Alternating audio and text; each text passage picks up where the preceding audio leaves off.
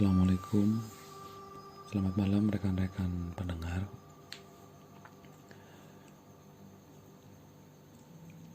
Berikut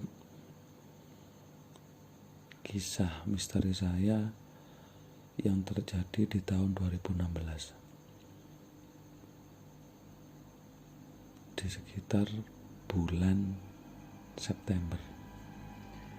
Secara kebetulan pada saat itu saya tinggal di Malang seorang sendiri karena istri saya harus mempersiapkan kelahiran anak pertama kami di luar pulau. Tidak ada sesuatu yang istimewa. Nah, ketika pada saat itu sekitar pukul 9 malam, saya pulang dari kantor sedikit terlambat. Biasanya saya pulang sampai rumah itu pukul 7 malam. Lalu lalang tetangga kanan kiri masih terjadi, masih banyak aktivitas masyarakat di perumahan yang saya tinggali, masih berjalan normal.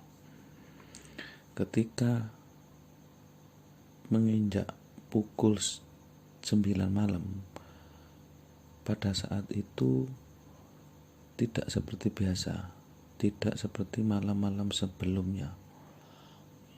Aktivitas di lingkungan perumahan yang saya tinggali itu mendadak sepi. Tidak ada lalu lalang, baik itu orang berjalan, orang berjualan makan, orang bercengkrama di luar, itu tidak ada. Sepi, sunyi. Ketika saya sampai rumah,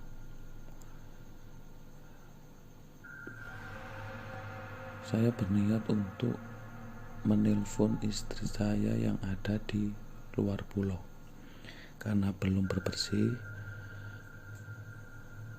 Kondisi badan saya masih gerah, panas. Sambil menelpon istri saya menuju ke halaman rumah, teras rumah.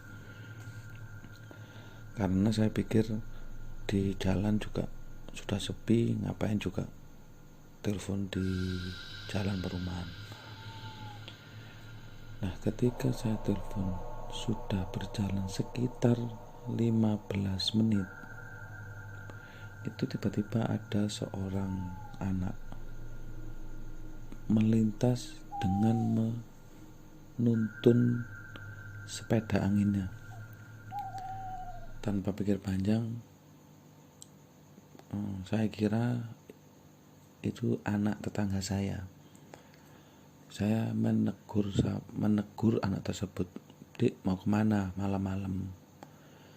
Dia hanya melihat saya dan tersenyum. Karena saya kira ada teman dan ada lalu lalang manusia di perumahan, kemudian saya berniat membuka pintu pagar rumah dan menelpon istri saya di pinggir jalan perumahan, tepat di depan rumah saya. Sambil menelpon istri saya ini, mata saya tertuju pada si anak tersebut. Anak tersebut berjalan menjauh sekitar 10 rumah. Kemudian dia berhenti tepat di depan rumah seorang tetangga. Kemudian dia berdiri di samping sepeda anginnya. Saya mengamati gerak-gerik anak kecil tersebut. Dari dia menaruh sepeda hingga dia berdiri menghadap ke selatan. Tiba-tiba anak ini menggoyang-goyangkan badannya seperti orang senam. Saya tidak ada kecurigaan sedikit pun kepada anak ini. Saya pikir dia terlalu capek karena dia sudah berkeliling komplek perumahan. Mungkin dia mau melenturkan badannya. Saya kira seperti itu. Tiba-tiba lambat laun saya memperhatikan anak ini. Separuh badannya memanjang ke samping. Dari pusar ke bawah dia memanjang menuju ke arah saya berdiri yang sedang menelpon istri saya. Dan pusar ke atas dia tetap melakukan gerakan senam. Bisa dibayangkan tubuh anak ini memanjang tidak sempurna. Pada saat itu saya masih tidak merasa jika saya mengalami sebuah kejadian mistis. Saya masih tidak merasa.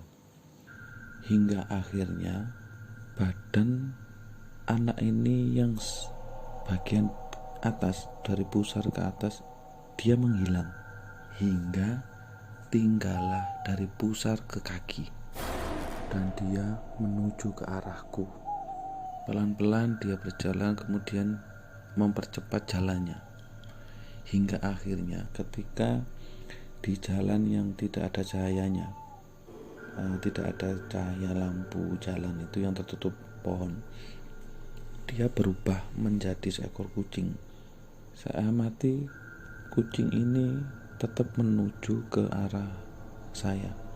Nah, ketika itu saya baru sadar kalau saya ini sedang dihantui.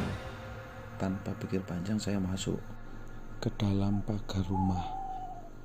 Tiba-tiba kucing tersebut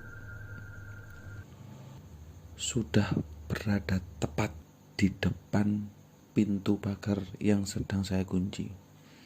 Hingga akhirnya saya betul-betul terhenyak ketika melihat wajah kucing ini berubah menjadi wajah anak itu tadi.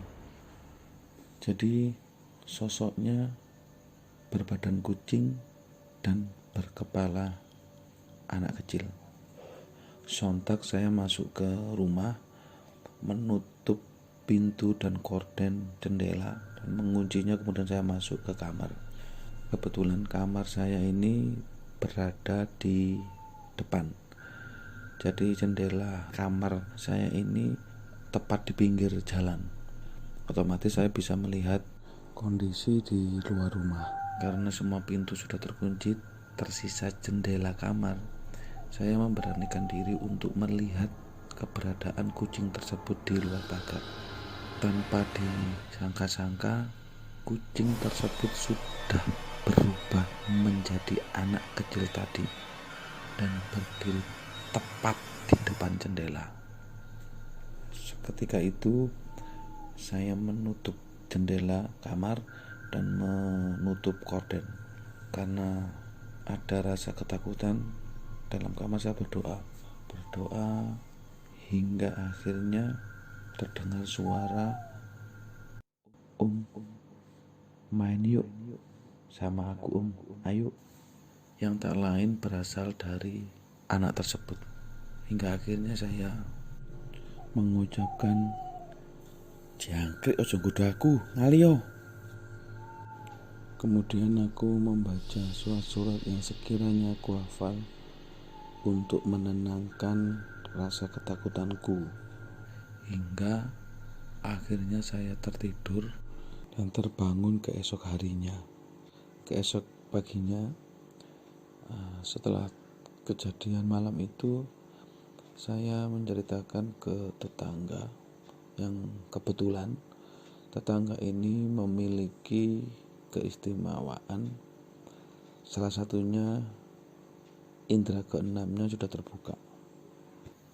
Ternyata tetangga saya ini mengatakan kalau anak ini sudah sering berlalu lalang di perumahan sini, khususnya di blok yang kami tinggali. Jadi memang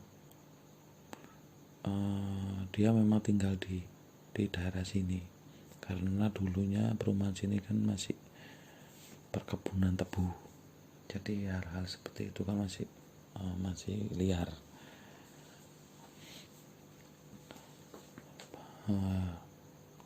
Demikian teman-teman cerita mistis saya. Semoga bisa menghibur teman-teman sekalian. Assalamualaikum warahmatullahi wabarakatuh.